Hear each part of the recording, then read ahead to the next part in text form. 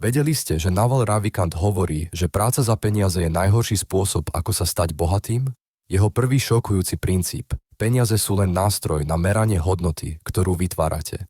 Skutočné bohatstvo prichádza z páky, kódu, médií a ľudí, ktorí za vás pracujú, kým spíte. Druhý princíp.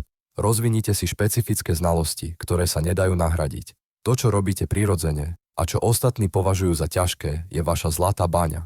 Tretí princíp. Naučte sa predávať a budovať. Ak ovládate obe zručnosti, stanete sa neporaziteľní. Väčšina ľudí sa zameriava len na jedno. Štvrtý princíp. Myslíte v dekádach, nie mesiacoch. Trpezlivosť nie je cnosť, je to super schopnosť. Posledný princíp. Vlastníctvo víťazí nad zamestnaním. Vlastníte kus firmy, produktu alebo myšlienky. Čas predávajte len na získanie zdrojov na budovanie vlastníctva. Tieto princípy spolu vytvárajú systém pre skutočnú slobodu. Nielen finančnú, ale aj osobnú.